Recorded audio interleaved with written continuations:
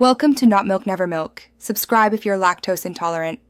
You begin by getting the basics right and then act fast. First, make sure your Switch firmware is current. Updates often resolve app errors.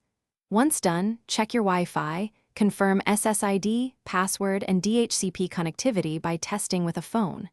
Next, close the YouTube app and perform a full power cycle.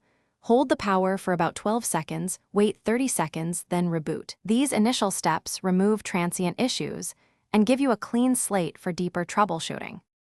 Now handle the trickier middle steps that actually fix streaming problems.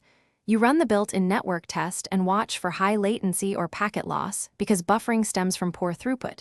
If issues persist, change DNS to 8. 8, 8, 8 or 1. 1, 1.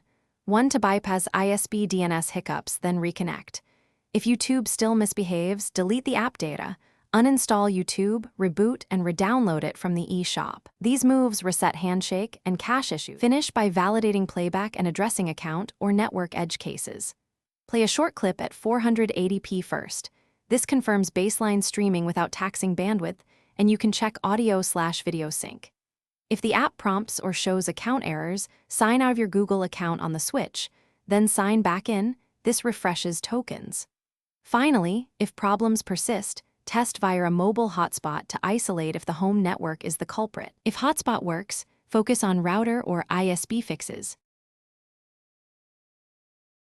Thanks for watching. If this was helpful, leave a like and consider subscribing. See you next time.